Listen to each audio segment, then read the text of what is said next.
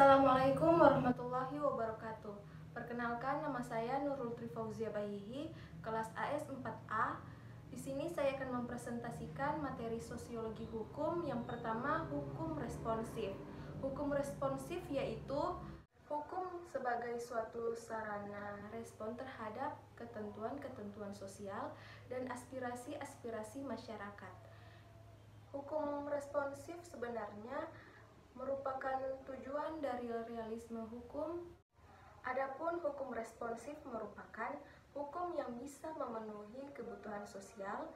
Dalam pandangan hukum ini, hukum yang baik adalah hukum yang memberikan sesuatu yang lebih dari sekedar hukum formal atau prosedur hukum. Lebih jauh, hukum responsif ini menghendaki hukum yang bisa mengakomodir kebutuhan masyarakat dan bisa menanggapi fenomena yang ada dalam masyarakat serta memenuhi kebutuhan masyarakat, dan yang paling penting bisa memberi keadilan kepada masyarakat. Selanjutnya saya akan membahas tentang materi stratifikasi sosial. Stratifikasi sosial merupakan kiasan yang berasal dari gambaran kondisi yang ada dalam masyarakat.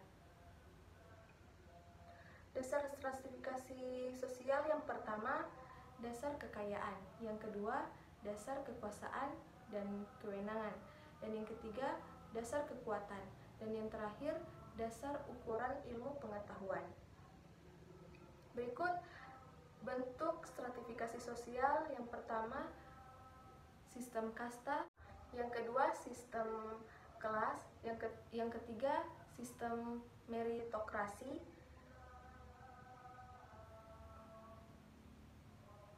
Proses terjadinya stratifikasi sosial yang pertama terjadi secara otomatis atau secara dengan sendirinya.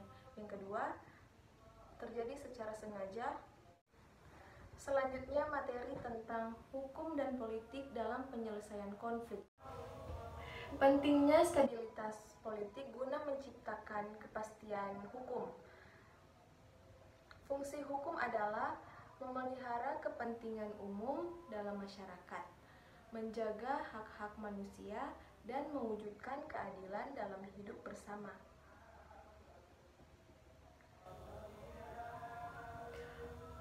Konflik dan perubahan sosial.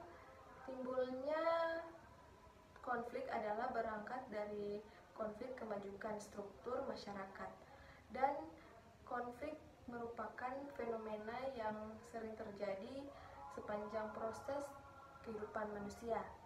Dari sudut manapun kita melihat konflik, bahwa konflik tidak dapat dipisahkan oleh kehidupan sosial.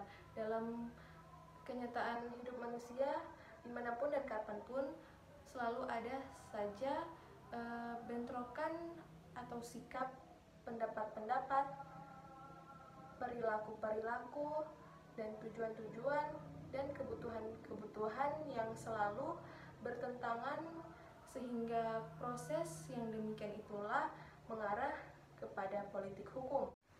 Selanjutnya saya akan membahas tentang penyuluhan dan bantuan hukum.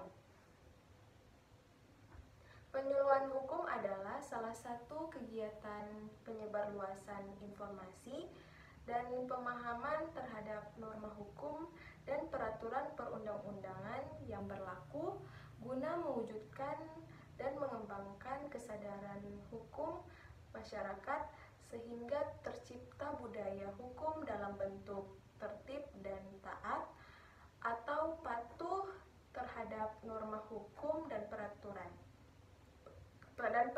perundang-undangan yang berlaku demi tegaknya supremasi hukum. Bantuan hukum adalah jasa hukum yang diberikan oleh memberi bantuan hukum secara cuma-cuma kepada si penerima bantuan hukum. Dalam proses penyuluhan hukum, keempat unsur penyuluh hukum, materi, sasaran, dan metode tersebut harus diusahakan keterpaduan dan konsistennya, kecuali diusahakan berkaitan dengan tahapan-tahapan kesadaran hukum yang hidup dalam masyarakat. Adapun untuk memperoleh bantuan hukum, pemohon bantuan hukum harus memenuhi syarat, yaitu yang pertama, mengajukan permohonan secara tertulis yang berisikan paling sedikit identitas pemohon bantuan hukum dan uraian serta mengenai pokok persoalan yang melibatkan untuk bantuan hukum. Yang kedua, menyerahkan dokumen yang berkenaan dengan perkara. Dan yang ketiga, melampirkan surat keterangan miskin dari lurah, kepala desa, atau pejabat yang setingkat di tempat tinggal pemohon bantuan hukum. Nah, jadi itulah presentasi materi-materi sosiologi hukum dari saya. Apabila ada kekurangan, saya mohon maaf. Wabillahi taufiq wal hidayah. Wassalamualaikum warahmatullahi wabarakatuh.